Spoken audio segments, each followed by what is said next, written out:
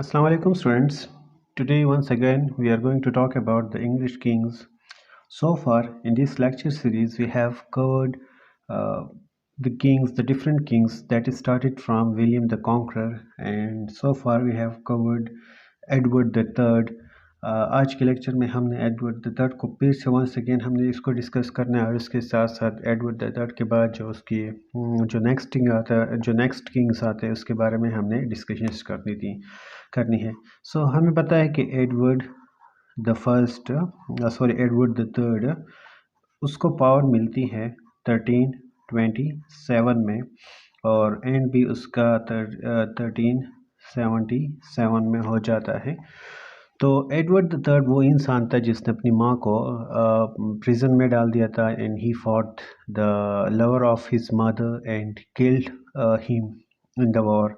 और उसके बाद ही वाज द पर्सन, ये वो किंग था जिसने 100 ईयर वॉर स्टार्ट की थी with France. Basically he wanted to claim the throne of the France, and the people of the France and the royalty of the France rejected his claim. So इस बिना पर वो trade बंद कर देता है फ्रांस के साथ, जिसकी वजह से उनका जो Flanders the part the territory the area of the France उसको बहुत ज़्यादा नुकसान पहुंच जाता है ट्रेड में। तो इस तरह से एक 100 ईयर वॉर शुरू हो जाती है वहाँ पर। इसके बाद जब नेक्स्ट किंग आता है, ये एडवर्ड द थर्ड को हमने अपने पहले वीडियो में हमने डिटेल में डिस्कस किया था। इसके मुख्तलिफ इवेंट्स यहाँ पर हमने देखे थे कि किस तरह से ये मतलब कौन कौन से इट वाज द टाइम, ये वो टाइम था जब चौसर 1340 में चौसर भी यहाँ पर उसकी भी बर्थ हो जाती है। इसको लिटरली एंगल से हम एज ऑफ द चौसर भी कह सकते हैं। तो एडवर्ड द थर्ड की सन्स थे, उनकी जो सिबलिंग्स थे, first one the Black Prince, पहले को ब्लैक प्रिंस कहा जाता था, Black Prince. He was a very brave person, the first one, and he has a son जिसका नाम था Richard the second. He had the son Richard the second. The second one था John of Gaunt, जिसकी वजह से फिर हमारे पास हमें हाउस ऑफ लैंकास्टर ये भी जो लैंकास्टरियन हाउस था, जो वॉर ऑफ रोजेस वहाँ से फिर शुरू होती है। तो and then the fourth one the Edmund था, एंड द लास्ट वन जिसको हम यॉर्क के नाम से भी जानते हैं, द हाउस ऑफ यॉर्क फिर यहाँ पर आता है, एंड द लास्ट वन ग्लुकास्टर। तो इस तरह से तब यहाँ पर ब्लैक प्रिंस की डेथ हो जाती है ड्यूरिंग द वॉर। और यहाँ पर after the Edward the third, उसके बाद जो रेन है उसका पावर रिचर्ड द थर्ड के पास चला जाता है। अब रिचर्ड द थर्ड के पास जब जाता है 1377 से, तो ये यहाँ पर रिचर्ड द थर्ड 1377 से लेकर 99 तक उसकी रेन होती है। ये बहुत ही फुलिश टाइप किंग था, बहुत ही क्रूअल था। ही was a very cruel person, he was a very cruel. और इसने टैक्सेस लगाए थे आम लोगों पर, इसने अपनी आयाशियों के लिए यहाँ पर टैक्सेस का में इजाफ़ा किया था, यहाँ तक कि गरीब लोगों पर उसने बहुत ज़्यादा जुल्म किए थे। यहाँ पर एक पीजेंट रिवॉल्ट भी आया था जिसको उसने बहुत ही बेरहमी के साथ क्रश डाउन कर दिया था इसी रिचर्ड द थर्ड ने। और इसका जो रेन था ये बहुत ही हॉरिफिक रेन था और ये ट्रबल्ड वन था, इसको हम ट्रबल्ड वन कह सकते हैं। ट्रबल्ड वन मीन्स कि इसमें बहुत ज़्यादा मुश्किलात इंग्लैंड को पेश आई थी। तो the country had been devastated by the Black Death, क्योंकि यहाँ पर एक जो बीमारी आई थी उसका नाम था ब्लैक डेथ, जो टेरेबल डेथ था, जस्ट लाइक अ कोरोना वायरस, ब्लैक डेथ जिसको कहा जाता था। और इसके लिए उसकी पॉलिसीज जो थी वो बिल्कुल ना होने के बराबर थी, तो लोग मर रहे थे। और ये क्योंकि ये एक टेरेबल प्लेग था, एक टेरेबल बीमारी थी, and there was a shortage of labour, and यहाँ पर शॉर्टेज ऑफ लेबर भी था, और जिसकी वजह से जो वेजेस थी वो बहुत ज़्यादा बढ़ रही थी। तो ये तकरीबन सब कुछ हो रहा था इसी दौर में। और यहाँ तक कि in which about 1/3 of the population had been killed और हैड बीन डेड, मतलब वो मर गए थे इसी ब्लैक डेथ की वजह से। And there was a shortage of the labour. So वहाँ पर the misery of the poor is in was increasing, वो बढ़ रही थी। So in the reached the rent the poll tax क्या था? पोल यहाँ पर हम लिख के we are going to talk about the poll tax. अब यहाँ पर पोल टैक्स लगा दिया गया था किस पर? हर एक एडल्ट इंसान पर, हर एक एडल्ट पर। किस लिए? जिसके वहाँ पर कि उसको ये टैक्स देना होगा। और it pressed heavily on the poor. So this brought their discontent to the climax, and the peasant, the peasant class, वो peasant class, पीजेंट जो लोग थे, जो वर्किंग क्लास थे, वो खड़े हुए, वो and they start revolt in 1381 में उन्होंने रिवोल्ट स्टार्ट किया। अब इस रिवोल्ट को जो नाम दिया गया था उसको हम कहते हैं वाइट टेलर्स रिवोल्ट। इसको वाइट टेलर रिवोल्ट्स या वाइट टेलर्स रिबिलियंस के नाम से भी हम इसको जानते हैं, और इसके बारे में हमें पता है वाइट टेलर रिबिलियंस की वजह से। And it was put down with the heavy hands but it ended ये जो सर्फडम था इन इंग्लैंड में। सो यहाँ पर लोगों को पता चल गया था कि कॉमन लोग भी they have their voice and they can also stand against the tyranny of the kings as well. House of Lancaster में क्या हुआ था कि जॉन ऑफ गाउंट वो इंसान था जिसके साथ चौसर एसोसिएटेड था। एंड ये हम डिस्कस करेंगे जब हम एज ऑफ चौसर को, एंड स्पेसिफिकली जब हम चौसर को डिस्कस करेंगे। तो जॉन ऑफ गाउंट का जो सन था, the first one, Henry the fourth, जिसको हम हेनरी द फोर्थ कहते हैं, तो उसने थ्रू द रेवोल्यूशंस इसी किंग को एक रेवोल्यूशन वो लेकर आया था, रेवोल्यूशन। और इसी रेवोल्यूशन के थ्रू उसने इस पागल को, रिचर्ड द सेकंड को डिपोस्ट कर दिया था, यहाँ पर तख्त से उतार दिया था इसी रेवोल्यूशन से। अब डेफिनेटली रेवोल्यूशन तो ऐसे तो नहीं था कि उसने कह दिया कि people are not happy with you and you have to step down from your throne, इस तरह से तो नहीं था। But actually they fought and Henry the fourth become the winner because he got the support of the people का support उसे हासिल था। People were fed up of the mad king the Richard the second, उससे बहुत ज़्यादा तंग थे। तो इस वजह से उन्होंने हेनरी द फोर्थ का साथ दिया था। और हेनरी द फोर्थ जब यहाँ पर आता है 1339 में, तो 1413 तक इसकी वहाँ पर ये किंग रहता है। सो क्योंकि यहाँ पर अगर हम देख लेते हैं कि रिवॉल्यूशन के थ्रू तो चेंज आई थी। क्यों आई थी? क्योंकि Richard was a very weak king and had many enemies and no children. So he was deposed by his cousin, the one we are talking about right now, the Henry the Fourth. It was, he was his cousin, वो cousin था, and Henry of the Lancaster, belonged to the Lancaster house, and he became the king, Henry the Fourth. This was opposed by the other cousin, also descended from the Edward the Third. अब यहाँ पर Edmund भी है, ग्लोकेस्टर भी है, और यहाँ से जितने भी ये इनके कजन्स थे, तो उन्होंने इस मूव को सही लाइक नहीं किया, पसंद नहीं किया, because they also wanted to be the king or the heir of the throne. They also wanted to see themselves on the on the throne as well. So they wanted to put the crown of the king on their heads too. So यहाँ पर एक distrust, एक civil वार की तरफ एक इशारा हो रहा था कि, और वो बहुत ही जल्द होने वाला था। तो यहाँ पर अगर हम देखते हैं कि as I told you that this move was opposed by the other cousin also descended from the Edward the Third, तो जिसमें से through his sons beside the Black Prince. So a marriage between the two cousins brought about the union of the houses of the Clarence and the York.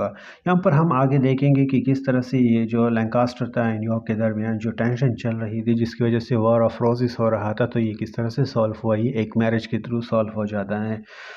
तो यहाँ पर किस तरह से कि हेनरी द फोर्थ जो था, वो नॉर्मली लोग उससे खुश थे, लेकिन जब उसकी डेथ हो जाती है, तो यहाँ पर उसका जो बेटा होता है हेनरी द फिफ्थ, वो पावर में आता है। और पावर में आने के बाद इसकी रेंज आल तो बहुत ही कम होती है, 22 तक होती है, लेकिन ये एक बहुत ही बोल्ड किस्म का इंसान था। और ये फ्रांस के यहाँ पर 100 ईयर वॉर तो चल रही है डेफिनेटली। अब ये बहुत ही बोल्ड किस्म का इंसान था और ये सामने से लीड करने वाला एक किंग था। तो इसको फ्रांस से 3 चीज़ें चाहिए थी। वो कौन कौन सी चीज़, एक तो फ्रेंच वाइफ चाहिए थी उसको कि मुझे फ्रेंच वाइफ मिले। सेकेंडली उसका फ्रेंच रेवेन्यू रेवेन्यू चाहिए था। और थर्डली उसको French crown.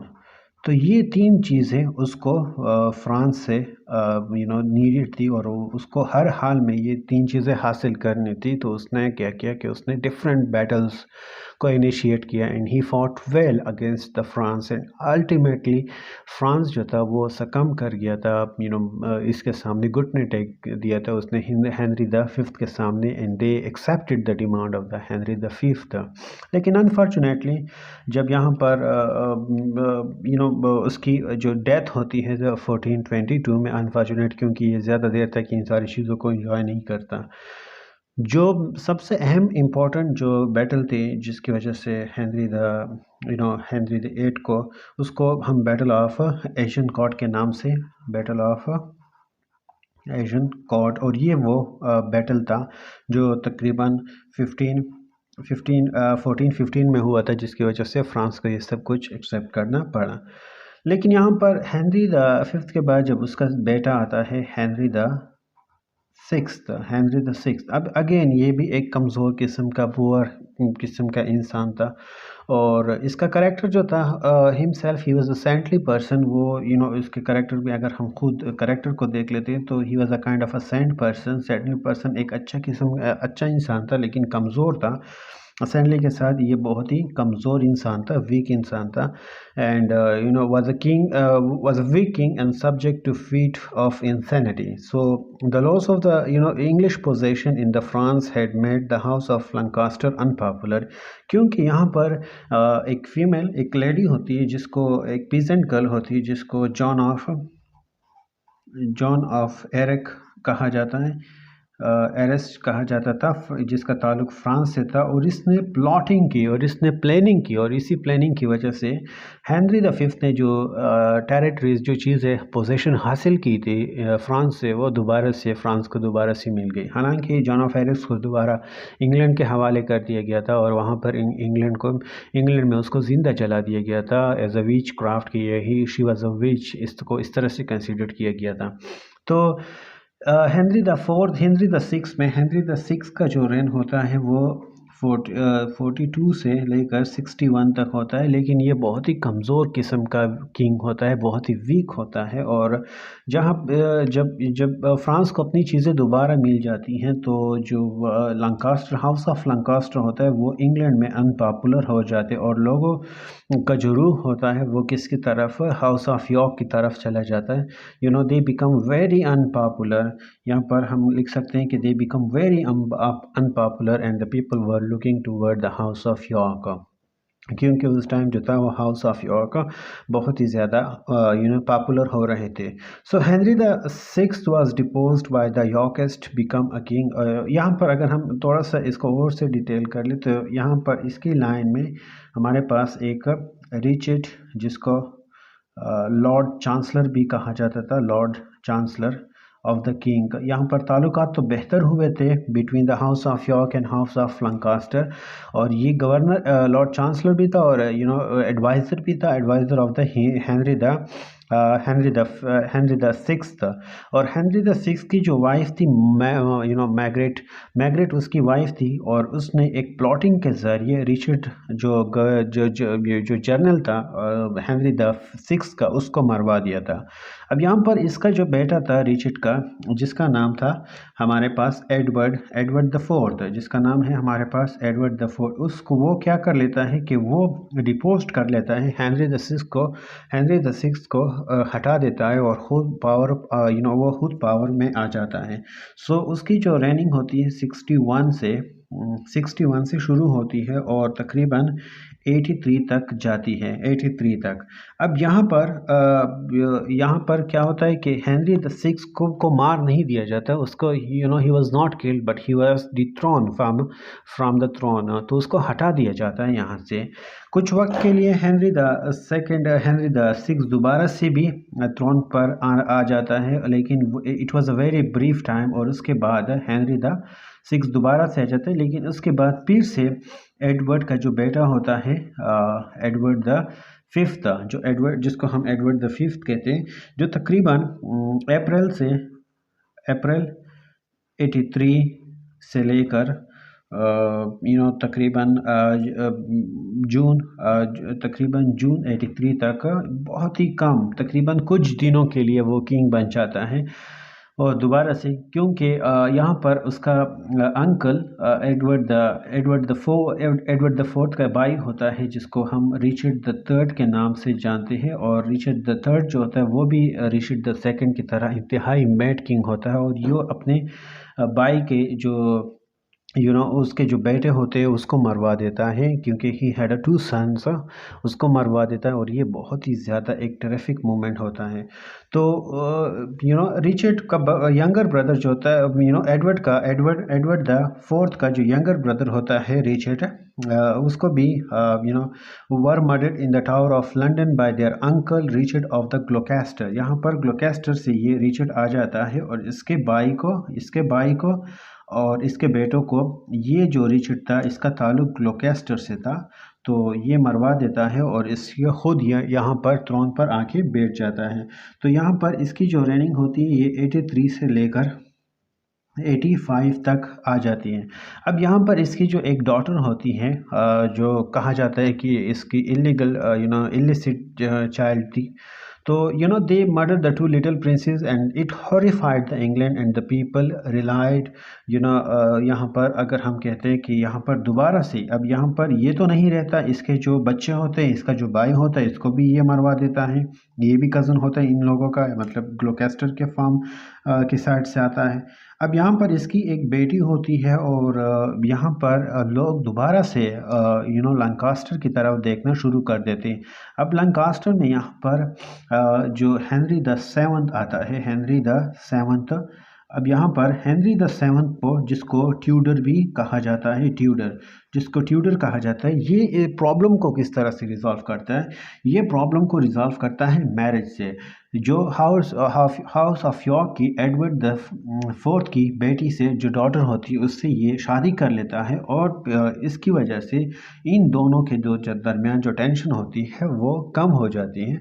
So the murder Lancaster, Henry the Tudor was the heir of the Lancaster, and after a reign of the 2 years, Richard the third was defeated, उसको शिकस्त मिल जाती है, and he was killed, उसको मार दिया जाता है, उसको ख़त्म कर दिया जाता है। और उसके बाद एक बॉसवर्थ फील्ड में, इसको मैं यहाँ पर लिख लेता हूँ, बॉसवर्थ फील्ड में इसको डिफीट दी जाती है, फील्ड में इसको डिफीट, और ये 1485 में ये सब कुछ हो जाता है, इसको डिफीट दिया जाता है। और उसके बाद ये दोनों हाउस को क्या कर लेता है, यूनाइट कर लेता है, किस तरह से कि house is brought the struggle to close. So the civil war है, यहाँ पर इन दोनों हाउसेस को ये क्या कर लेता है, एक मैरिज के थ्रू सॉल्व कर लेता है। और इस वजह से ये जो सिविल वॉर चलती है, the civil war had been a struggle between the nobles. So one of them, Warwick, was called the kingmaker, as he could make and unmake the kings. At the end of the wars, a very few nobles were left, and Henry the Tudor was now Henry the seven created many novels of his own. यहाँ पर अब बहुत सारे novels, जो अहम जो बात है वो we are talking about the novels. अब चूंकि सिविल वॉर चल रही थी तो बहुत सारे nobles already they were dead. अब यहाँ पर हेनरी द एट जब आता है, so he created a noble of his own, created nobles of his own choice. अपनी मर्ज़ी के नोबल्स लोगों को बना देता है और क्या करता है इसके बाद कि इस तरह से एक तरह से वो लॉयल्टी खरीद लेता है. So the noble of his own choice so that he could depend on their loyalty. As the people were sick of the nobles who had created all this turmoils. ये सारा मसला एक्चुअली नोबल्स ने बनाया होता है जिसकी वजह से किंग्स वो nobles were the people who manipulated the kings, and they were the people who dragged the kings to fight against their cousin and put the country into the civil wars. तो उसके बाद फिर क्या होता है कि ये नोबल्स जो थे अपनी एम्बिशंस को पूरा करने के लिए ये सब कुछ कर लेते हैं. अब यहाँ पर हेनरी द ट्यूडर्स ये जो किंग था, ट्यूडर किंग्स वर, उसके बाद ट्यूडर डायनेस्टी यहाँ पर कायम हो जाती है और ट्यूडर डायनेस्टी के बाद फिर लोग ट्यूडर डायनेस्टी के बारे को देखते हैं और वहाँ से उनकी जो पॉलिसीज़ होती हैं उनसे सेटिस्फाई होते हैं. वहाँ पर पार्लियामेंट भी आ जाता है एंड ट्यूडर्स जो किंग्स आते हैं वहाँ पर हम बाकी ट्यूडर किंग्स को देखेंगे. They gives great importance to the parliament as well, and the nobles and their peoples. So this was all about the English kings, that is started from the William the Conqueror. In the few lectures we have been discussing, we have been discussing from William the conqueror से लेकर यहाँ तक Henry the Tudor तक हम आ चुके हैं और हमने इन सारी चीज़ों को डिस्कस कर लिया है. So see you in the next lecture. Thank you so much for today's.